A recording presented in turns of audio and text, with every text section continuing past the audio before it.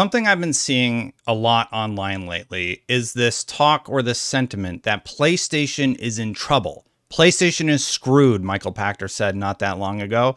There's no way that they're ever going to be able to keep up with Microsoft. Even fans of the PlayStation brand have been saying that Sony is in trouble. I don't necessarily agree with this, but I wanted to present with you the conversations that I've been seeing online and let you come to your own determination about how the company is doing. Let's dive right in.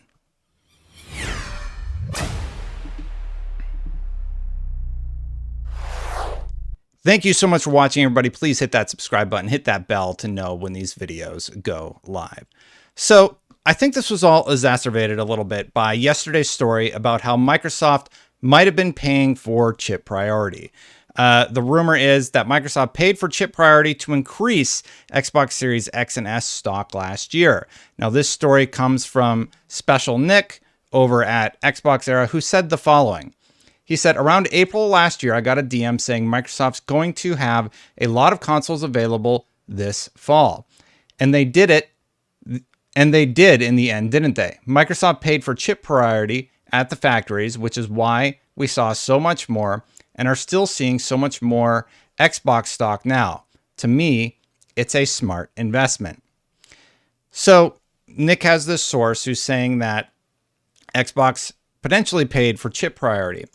So when I Google any historical stuff about Microsoft with any processor manufacturer, I came upon this story about Microsoft and Foxconn, who had reached a resolution to tie their business needs closer together. Microsoft and tech assembler Foxconn settled royalty dispute to plot closer business relations.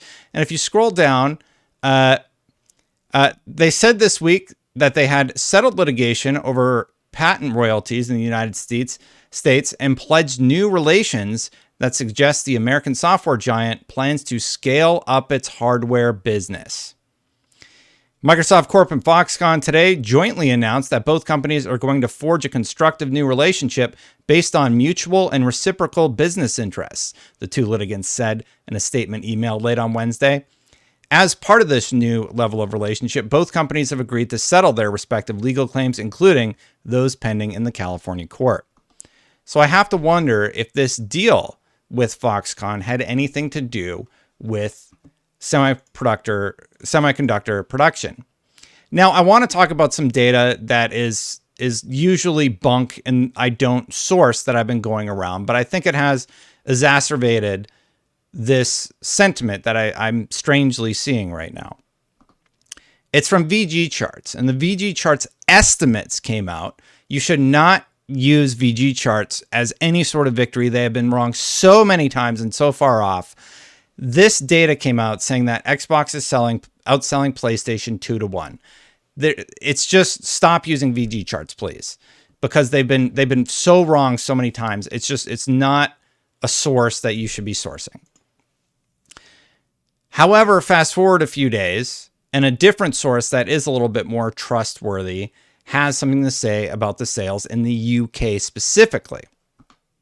Christopher Dring, he works for gamesindustry.biz, said, March looks like it's been another tough month for console stock in the UK, particularly on PlayStation 5. Although it's better than February, Xbox Series S and X had the best month in March, primarily due to the arrival of more X consoles. All three platforms are down year to date. PS5 is now bigger than the N64 in the UK and is closing in on the GBA.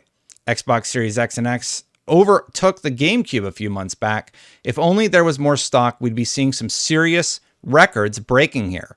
Long generation ahead. So even with the semiconductor shortage, we're still seeing record number of sales of consoles. I think it's a great achievement that Xbox has managed to outsell the PlayStation 5 over the last few months. But if they did pay for semiconductor priority and they're the only console available, it's kind of hard for PlayStation to be able to sell the same amount of consoles in that time period. Famitsu also released some sales numbers for Japan.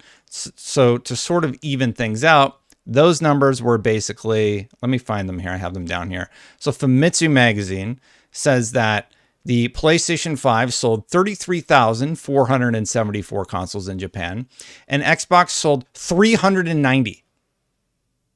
So if you want to talk about worldwide numbers, I think we're going to get a very different picture. I just cautious people online about claiming some sort of victory before things have actually come to pass.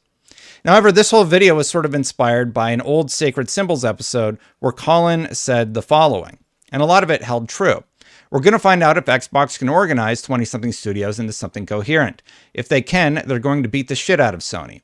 Sony can release 1 or 2 great games a year, but I don't know if that's enough when your competitor is investing, when your competitor is excited, when your competitor has interesting personalities, and they go on podcasts, and they do live streams, and they tweet, and they interact with fans.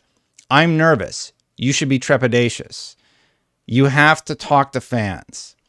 At that time, Sony wasn't really saying anything. There was the whole $10 increase for improvements in their PS4 games. There was the whole thing happening where they had just gotten rid of a few people on the Days Gone team, and that was really concerning to Colin at the time.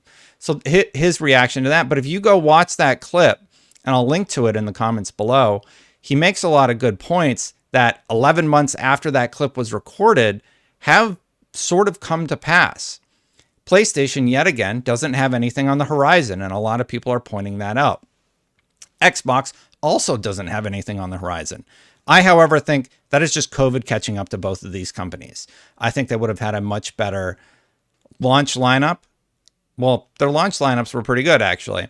But this year, we're now hitting a large dry spell. And it does seem like Xbox has a few things up their sleeves. We'll find out about Redfall soon. We know about Starfield. And we know there are a few titles moved to the holiday window.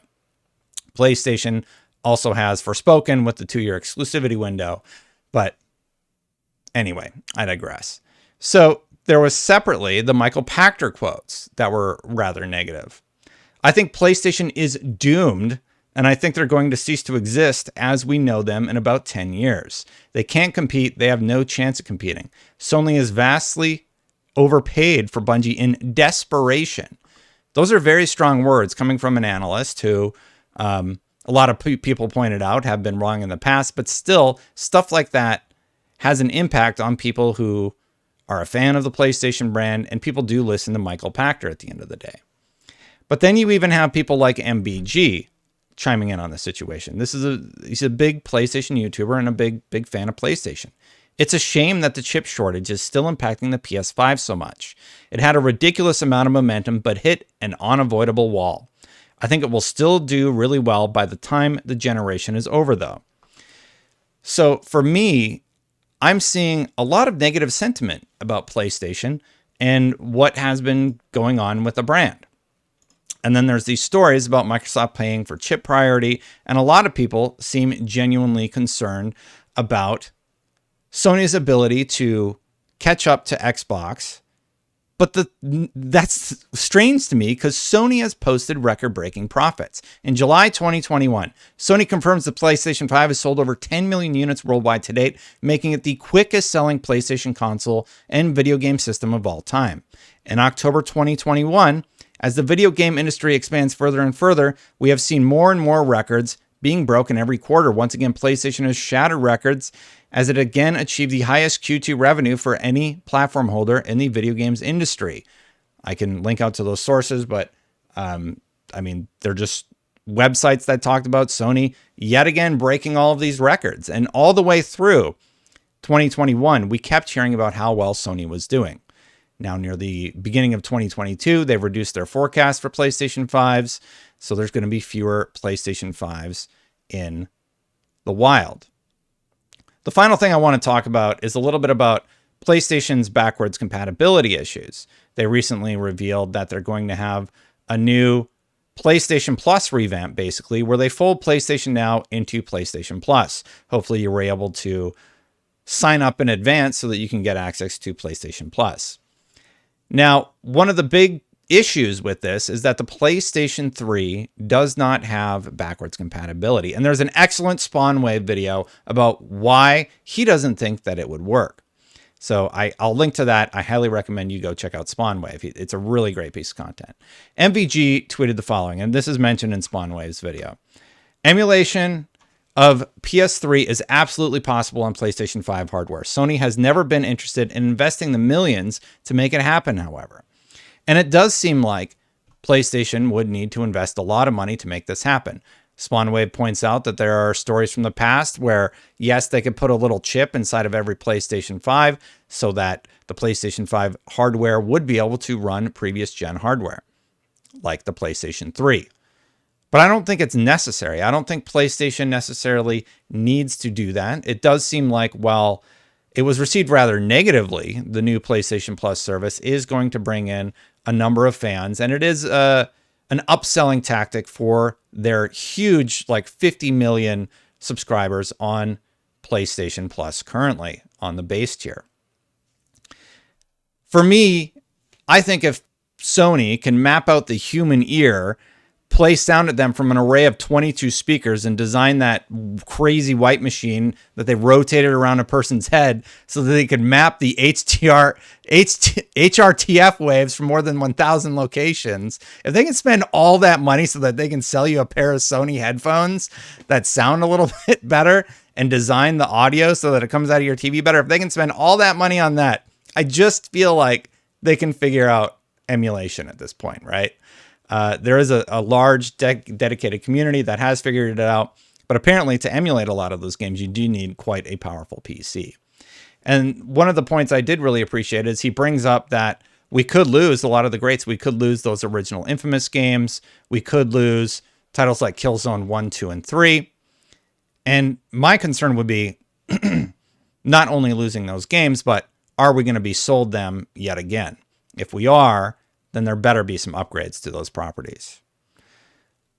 However, you have to think about all of this. Okay, Sony's selling less consoles right now. That's concerning. They had a great start to 2022, but now the end of 2022, again, we don't know when God of War Ragnarok's coming out. So what else do they have that's going to be a big hit for them, right? So people are concerned about that. They're concerned about the Activision Game Pass deal. And they're like, oh no, Sony this, Sony that. Sony is selling all of their consoles at a profit. Sony has broken records all throughout 2021. And this idea that they're going to somehow just crumble and disappear, I think it's just a step too far. I have expressed my comments and negative feelings about Sony several times on this channel about things that they do that I don't like. I don't think they should charge $10 more for games. And when you're posting record-breaking profits, I find it bizarre that you tell me, the consumer, that I need to pay more. Inversely, I do understand that the value proposition is there for the consumer. There's this mental thing that happens when we buy something at a higher price point. We feel like we're getting better value just because we pay it a little bit more. And there might be some credence to that comment. But when they don't have the services to back up their great quality games, the question is, are they going to be able to catch up? And I think they're going to do just fine. They're selling tremendously well. They're having their best history of revenue from any other year. And yet we have all this doom and gloom today. So I pose the question to you. Do you think Sony is doomed? Are they screwed? Are they effed, like all these people seem to be saying or worried about? I don't think so. I think Sony's going to be just fine, even if the Activision thing goes through, even if they can't sell as many consoles a few months a year. Once those semiconductors are able to be created, I think things even out.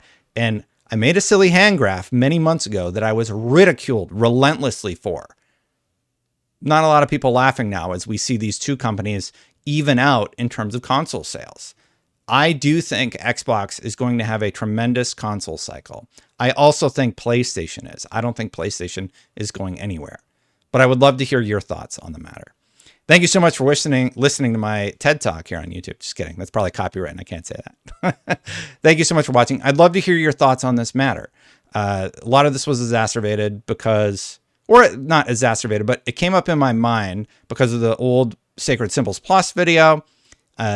Just negative sentiment in general that I've been seeing online, the gloating about Xbox outselling PlayStation based on statistics that just you shouldn't be using. And I want to cautious people about this doom and gloom or claiming victory when that's a sprint. That's like 1 month. This is a thing that's going to be going on for several years into the future. And I think both companies are going to do just fine in the long term. Let me know what you think in the comments below. Thank you so much for watching. Hit that subscribe button, hit that bell if you like these kind of videos. I do appreciate you watching. Thank you so much. If you would like to become a member, memberships are turned on. The way I think of memberships are basically, if you want to support this channel and help me make a little bit of money, what I can do for you is I can upload every single video with no ads and do my best to read your comments and respond to them when I have time. So if you would like to become a member and support the channel, you can do so right down there. Thank you so much to all the members. I greatly appreciate all of you for watching. I hope you subscribe, check out the memberships at least, and I'll see you for the next one. Let me know what you think in the comments. Thanks, everybody. Bye for now.